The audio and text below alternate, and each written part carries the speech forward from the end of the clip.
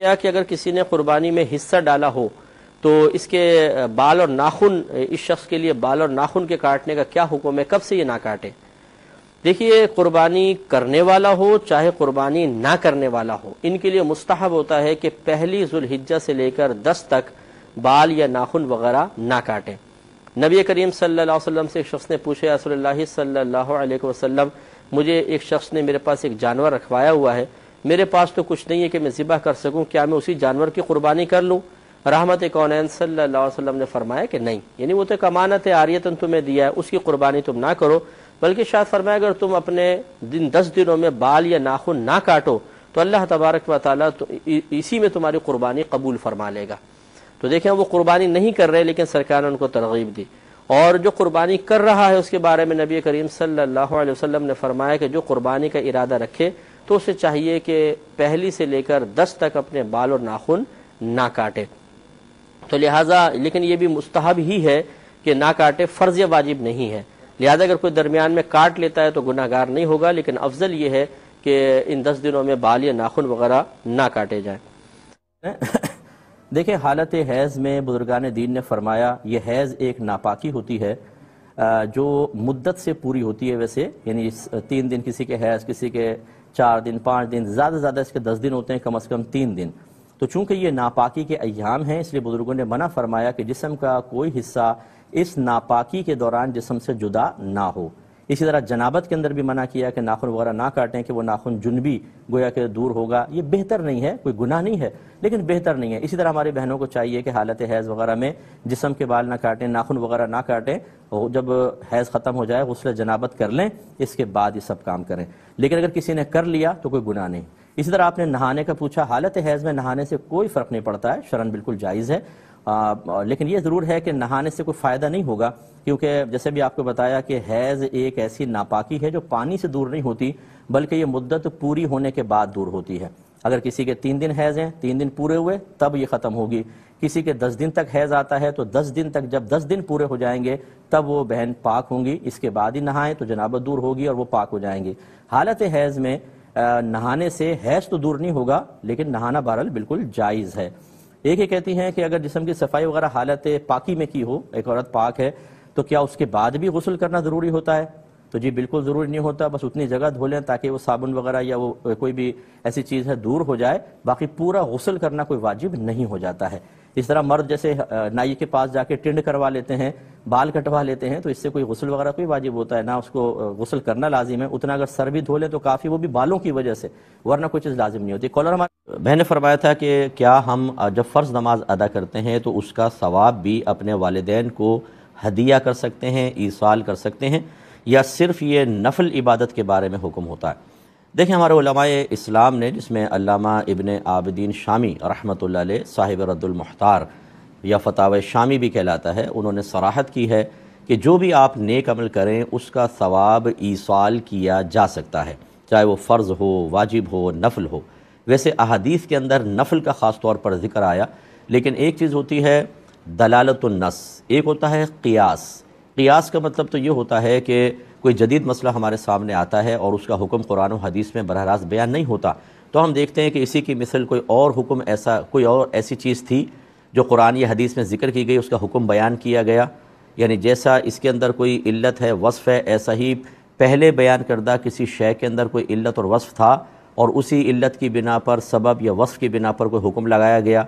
اگر اس میں بھی ویسی علت ہے اس میں بھی، تو جو حکم اس کا وہ حکم اس میں بھی بیان کر دیا جاتا ہے۔ جیسے آج ہیروئن، آئس کا نشہ کیا جاتا ہے، اب قرآن و حدیث میں تو ان کا ذکر ہی نہیں ہے، تو فقہا نے غور کیا، شراب کا ذکر ہے اور شراب میں علت تھی نشہ، یعنی اس کے حرام ہونے کا سبب کیا ہے؟ نشہ، اور اس میں بھی نشہ، تو بس جو حکم شراب کا وہ حکم اس کا، وہ حرام تو یہ بھی حرام، اس کو قیاس کہتے ہیں، اور یہ ہر آدمی نہیں کر سکتا کیونکہ اس کے لیے بڑی معلومات چاہیے ہوتی ہے کہ یہ جو جدید مسئلہ ہے اس کے بارے میں قدیم کوئی ایسی مثال موجود ہے، پھر علت جامعہ مشترکہ دیکھی جاتی ہے، پھر جو پہلے والے کا حکم ہے دوسرے تک منتقل کرتے ہیں۔ اور ایک ہوتا ہے دلالت النص۔ دلالت النص کا مطلب یہ ہے کہ آپ کوئی قرآن کی آیت سنتے ہیں یا حدیث سنتے ہیں، ایک عام بھی جو اہل لسان ہے اس کو سننے کے بعد فوراً سمجھ جاتا ہے کہ یہ جو کچھ بیان ہو رہا ہے نا، صرف یہی مقصود نہیں ہے، اس کے علاوہ بھی کچھ اور ہے، یہ اصل مقصود نہیں ہے، اصل کوئی اور چیز منع ہے، الفاظ یہ بیان کیے گئے۔ تو اس کا انتقال ذہن ایک اور حکم کی طرف چلا جاتا ہے۔ جب اتنا آسان معاملہ ہو، اس کو کہتے ہیں دلالت النص سے کوئی چیز ثابت کرنا۔ جیسے مثال کے طور پہ اللہ تعالیٰ نے فرمایا فَلَا تَقُلْ لَهُمَا اُفٍّ وَلَا تَنْهَرْهُمَا، اپنے ماں باپ کو اف بھی مت کہو اور ڈانٹو مت۔ ایک عام آدمی بھی سن کے کہہ سکتا ہے کہ تلفظ اف کو منع نہیں کیا جا رہا، بلکہ چونکہ اف اذیت کا سبب بنتا ہے اس لیے ماں باپ کو اذیت دینے کو منع کیا جا رہا ہے۔ جب یہ چیز ایک عام آدمی سمجھ جائے گا تو اب اس کا مطلب ہے صرف اف کہنا ہی حرام نہیں ہوگا، مارنا بھی حرام، گالی دینا حرام، دھکے دینا حرام، قید کر دینا حرام۔ لہذا اگر کوئی آپ سے پوچھے کہ بتاؤ ماں باپ کو گالی دینا کہاں منع ہے، زمین پہ لٹا کے دھکے دینا کہاں منع ہے، قرآن حدیث میں دکھاؤ، تو آپ یہ کہہ سکتے ہیں اس آیت کو پڑھ کر کہ اس آیت میں اصل میں اللہ تعالیٰ ماں باپ کو اذیت سے منع کرنا چاہتا ہے۔ جب آپ یہ بات سمجھ گئی تو اسی طریقے سے اب ادھر آ جائیں کہ جب نوافل کے ذریعے نبی کریم صلی اللہ علیہ وسلم نے یہ بتا دیا کہ آپ اپنا ثواب نوافل کا ایصال کر سکتے ہیں، تو علماء نے فرمایا کہ اصل نفل نہیں مقصود، بلکہ اصل کیا ہے، ایک زندہ آدمی اپنے عمل کا ثواب دوسرے کو پہنچا سکتا ہے کہ نہیں۔ جب یہ ثابت ہو گیا نبی کریم کے حدیث سے تو انہوں نے کہا کہ پھر عقل یہ کہتی ہے، دلالت النص سے یہ چیز ثابت ہوتی ہے کہ نفل جو میرا عمل ہے اس کا فائدہ مردے کو پہنچ رہا ہے، تو فرض بھی تو میرا عمل ہے، واجب بھی تو میرا عمل ہے۔ تو جب ایک عمل سے مردے کو فائدہ پہنچ سکتا ہے اگرچہ وہ نفل ہے تو پھر واجب سے بھی پہنچے گا، فرض سے بھی پہنچے گا۔ لہٰذا پھر انہوں نے یہ فرمایا کہ فرض ہو، نفل ہو، واجب ہو، ہر عبادت کا ثواب ایصال کیا جا سکتا ہے اور انشاءاللہ ان تک اجر پہنچے گا۔ تو یہ تھوڑی سی میں نے بڑی مشکل بحث تھی، یہ ہمارے اصول کے اندر پڑھاتے ہیں، لیکن کوشش کی کہ تھوڑا آسان کر لیا جائے۔ ایک مثال اور میں دے دیتا ہوں، نبی کریم صلی اللہ علیہ وسلم نے فرمایا جب بچہ 7 برس کا ہو جائے تو اسے نماز کا حکم دو، اور 10 برس کا ہو جائے تو مار کر نماز پڑھاؤ۔ فقہاء نے فرمایا جو حکم نماز کا ہے نا وہی روزے کا بھی ہونا چاہیے۔ وہ انہوں نے دلالت النص سے ثابت کیا، اور اس کی وجہ کیا ہے، وہ کہتے ہیں کہ سرکار نماز کے بارے میں فرما رہے ہیں کہ 7 برس کا ہو تو نماز کا حکم دو، حالانکہ ابھی تو فرض نہیں ہوئی۔ کیوں؟ اس لیے نہیں کہ وہ نماز ہے، اس لیے کہ یہ عنقریب فرض ہونے والی ہے۔ یہ بچہ بالغ ہوگا، اگر ابھی سے عادی نہیں بنے گا تو بالغ ہونے کے بعد شاید اس فرض کی ادائیگی میں کوتاہی کا مرتکب ہو اور گناہ گار ہوگا، اس لیے پہلے سے اس کا عادی بنا رہے ہیں۔ تو جب اصل نماز نہیں بلکہ اصل عنقریب اس کا فرض ہونا ہے تو روزہ بھی تو عنقریب فرض ہوگا، جیسے بچہ بالغ ہوگا روزہ فرض ہو جائے گا، تو پھر جو حکم نماز کا وہی حکم روزے کا ہونا چاہیے۔ فرق یہ رکھا کہ نماز کا حکم تو مطلقاً دیا جائے گا کیونکہ آسان سی عبادت ہے، لیکن روزے کا حکم بچے کو اس وقت دیا جائے گا جب ہم یہ سمجھتے ہوں گے کہ وہ روزہ رکھنے کی طاقت رکھتا ہے۔ تو پھر اگر طاقت نہیں رکھتا، بہت کمزور ہے، تو پھر نہیں دیں گے کیونکہ یہ تو ایک حرج آ گیا۔ تو یہ کئی مثالیں ہیں کہ حکم کوئی اور چیز بیان ہوتی ہے، اور عبادات میں یا کفاروں میں قیاس نہیں ہوتا، یاد رکھیں۔ ہاں دلالت النص سے چیز ثابت ہوتی ہے، جو میں نے آپ کو سمجھانے کی کوشش کی کہ ایک عام اہل اللسان کوئی بات سننے کے بعد اس کا ذہن یہ کہتا ہے کہ حکم صرف یہی نہیں بلکہ کوئی اور ہے، یا اصل حکم یہ نہیں بلکہ اصل حکم کوئی اور ہے، اور پھر وہ اس تک اس کا انتقال ذہنی بغیر کسی اجتہاد کے، بغیر کسی کوشش کے فوراً پہنچ جاتا ہے، جبکہ وہ سمجھدار ہو تھوڑا بہت۔ اور پھر باقاعدہ عوام تو نہیں نکالتے، علماء بھی، اگر علماء نکالیں تو بدرجہ اولا دلالت النص سے حکم نکالنا یا اس کے ذریعے حکم نکالنا ٹھیک ہوتا ہے۔ امید ہے کہ آواز سمجھ گئے ہوں گے، لیکن کسی سے بحث نہ کریں۔ اگر کوئی اس اصول کو نہ قبول کرے اور کہے کہ ہم تو نہیں مانتے، آپ بولیں نہ مانیں، ہمارے علماء نے بیان فرمایا، ہم کرتے رہیں گے، دیکھیں گے میدان محشر میں کہ ہمارے اکابرین نے دلالت النص سے جو حکم نکالا اس کا کیا بدلہ ان کو حاصل ہوتا ہے۔ امید ہے کہ نقصان تو کوئی بھی نہیں ہے، فائدے کا پہلو ہو سکتا ہے نا، تو بحث کیے بغیر آپ عمل کر سکتے ہیں، کسی کو برا بھلا نہ کہا جائے۔ فراوانی سے لوگ قسم کھا لیتے ہیں بچوں کی، یہ یقین دلانے کے لیے کہ بھائی اس سے زیادہ، تو ایک تو یہ کہ اس کی سچی قسم کھانا کیا وہ ٹھیک ہے کہ بھائی اپنی حقانیت ثابت کرنے کے لیے کہ یار میں جھوٹ نہیں بول رہا بھائی، اس سے زیادہ عزیز تو مجھے کوئی نہیں، وہ کیسا؟ اور پھر یہ بھی کہ لوگ کو جھوٹی بھی کھا لیتے ہیں کہ قسم تو خالی اللہ کے نام کی ہوتی ہے تو بس ٹھیک ہے۔ دونوں حوالوں سے بتائیں۔ اعوذ باللہ من الشیطان الرجیم، بسم اللہ الرحمن الرحیم۔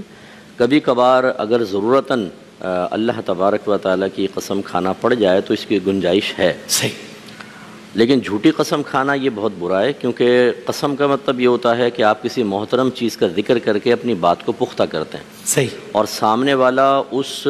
پر ٹرسٹ کرتا ہے کہ بھئی آپ نے اتنی محترم ذات کا ذکر کیا ہے تو آپ جھوٹ تو نہیں بول رہے ہوں گے۔ بالکل صحیح، یس۔ اسی لیے نبی کریم صلی اللہ علیہ وسلم نے فرمایا کہ جھوٹی قسم سودا بکوا تو دیتی ہے لیکن اس کی برکت ختم کر دیتی ہے۔ اور ایک روایت میں فرمایا جو تاجر جھوٹی قسمیں کھائے گا، جھوٹ بول کے سودا بیچتا ہے، تو بروز قیامت اللہ تبارک و تعالیٰ اس پہ نظر رحمت نہیں فرمائے گا۔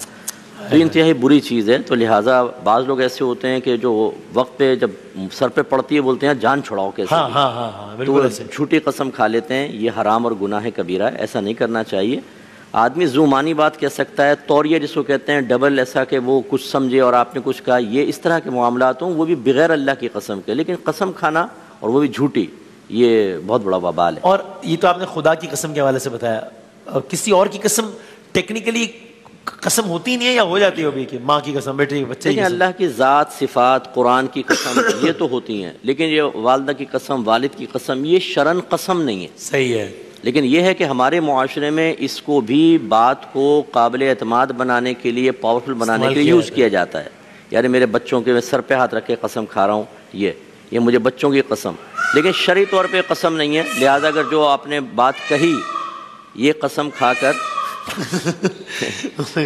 ٹھیک ہے، یہ بھی لگتا ہے قسمیں کھاتا ہے۔ تو اگر کوئی قسم کھا لی ہے اور اس کے خلاف عمل کر دیا تو اس پہ کوئی کفارہ وغیرہ نہیں ہوتا، کیونکہ شرعاً یہ قسم نہیں ہے۔ صحیح ہے، لیکن یہ کہ مطلب ظاہر ہے یہ شرعاً قسم نہیں ہے، اس کا مطلب یہ نہیں ہے کہ بچوں کے نام پہ جھوٹی قسم کھانے کا لائسنس مل گیا، کیونکہ جھوٹ تو بہرحال ہے، جھوٹ تو بہرحال ہے۔ صحیح، ہاں بالکل۔ اچھا، جو اللہ کی قسم ہے وہ اگر آپ نے جھوٹی کھائی ہے تو وہ گناہگار تو ہے، اس کا کفارہ بھی ہے اس کا؟ نہیں، کفارہ نہیں ہے، جھوٹی قسم پہ کفارہ نہیں ہوتا، صرف توبہ ہوتی ہے۔ ٹھیک ہے، کفارہ ہوتا ہے جب آپ مستقبل کے بارے میں کوئی قسم کھاتے ہیں کہ میں یہ کام کروں گا یا نہیں کروں گا، اور پھر اس کو توڑ دیتے ہیں یا اس کے جانب میں مخالف کو اختیار کرتے ہیں، اس پر صرف کفارہ ہوتا ہے۔ ٹھیک ہے۔ اور وہ کہتے ہیں جی اگر جھوٹی قسم کھائی ہے بچے کی تو آپ اور تمہیں بچے کو کچھ ہو جائے گا، امی کی کھائی تو امی کو کچھ ہو جائے گا، تو وہ ایسا ہوتا ہے؟ نہیں، یہ تو پھر ہم نے پہلے بھی بات کی تھی کہ قصور ماں باپ کریں، اور ماں باپ قصور کریں تو اس کا وبال یہ اللہ تعالیٰ کی شان کے لائق نہیں ہے کہ کوئی کام کوئی غلط کوئی کرے اور اس کا وبال کوئی اور بھگتے۔ لیکن یہ ہماری گفتگو ہو گئی ہے کہ عمل کا بعض اوقات ایک برا اثر، جیسے باپ اگر کرپشن کرتا ہے تو پھر اس کی وجہ سے پورا خاندان، فیملی ڈسٹرب ہو جاتی ہے، اس طرح کے اثرات آ جائیں تو الگ بات ہے۔ لیکن یہ نہیں کہ گناہ ایک کرے، خطا ایک کرے اور اللہ تعالیٰ دوسرے کو ایکسیڈنٹ کروا دے یا اس کو وہ کرے، ایسا نہیں ہو۔